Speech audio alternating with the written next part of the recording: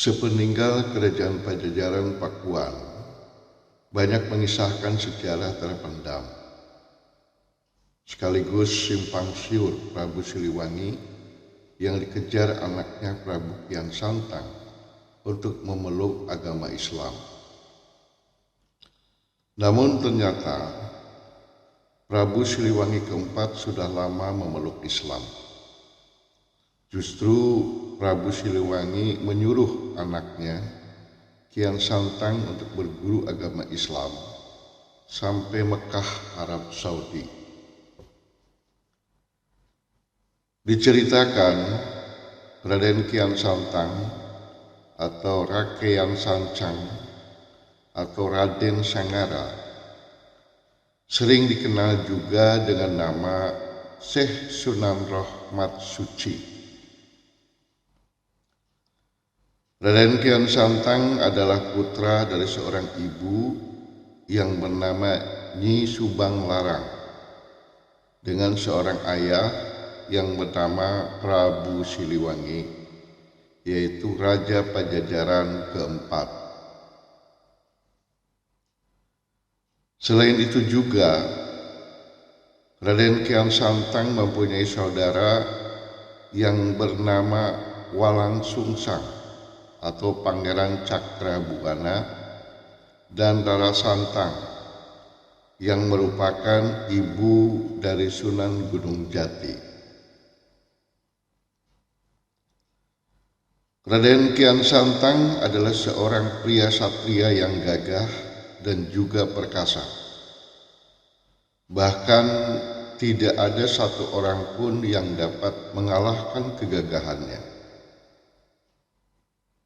Tidak hanya itu, Raden Kian Santang juga sejak kecil hingga usia 33 tahun, beliau belum tahu akan darahnya sendiri.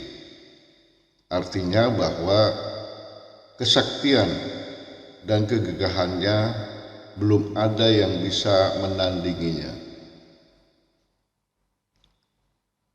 Kemudian Raden Kian Santang meminta kepada orang tuanya untuk mencarikan seorang tandingan yang dapat mengalahkannya.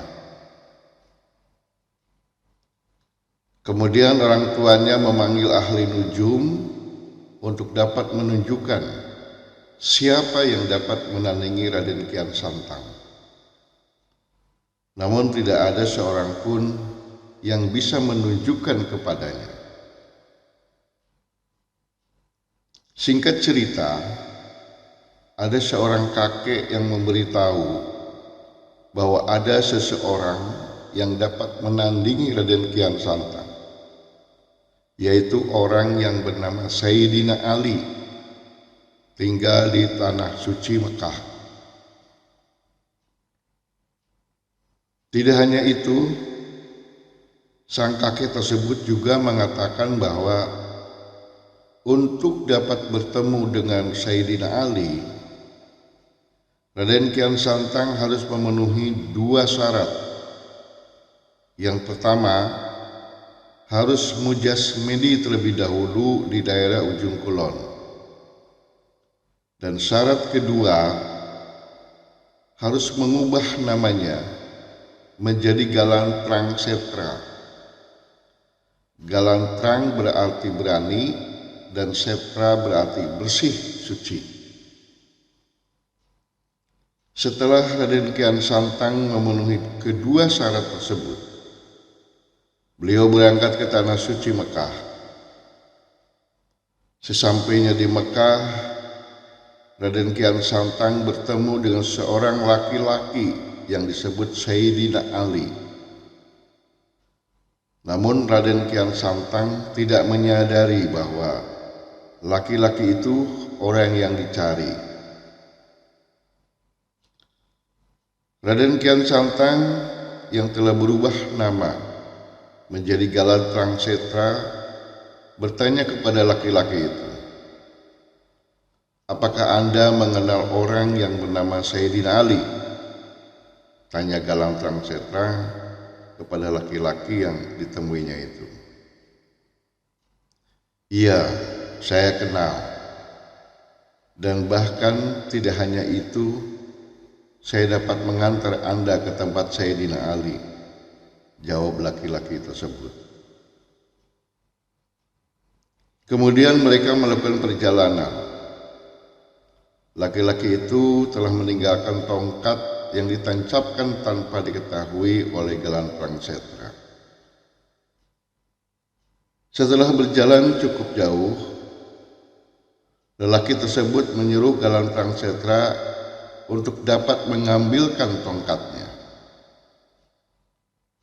Awalnya Galan Prangsetra tidak mau,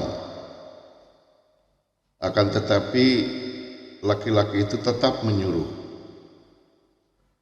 Ketika Galan Prangsetra tidak mau mengambilnya, maka tidak akan melanjutkan perjalanannya. Oleh karena itu, akhirnya Galan Prangsetra melakukan dan mengambil tongkat tersebut. Ketika sampai di tempat yang dimaksud, Galan Prangsetra mencabutnya dengan sebelah tangan. Akan tetapi tongkat tersebut tidak terlepas. Kemudian mencoba untuk mencabutnya kembali, tetapi tidak terlepas juga. Bahkan posisi tongkat tersebut tidak bergeser sama sekali. Tidak hanya itu, bahkan Galan Prangsetra mencoba dengan sekuat tenaga, bahkan sampai menggunakan tenaga batinnya. Akan tetapi hal itu tidak dapat mencabut tongkatnya, hingga kakinya terpelosok ke dalam tanah sampai mengeluarkan darah. Peristiwa ini merupakan kejadian pertama kali dalam sejarah hidupnya, sebab Kian Santang baru bisa melihat darahnya sendiri.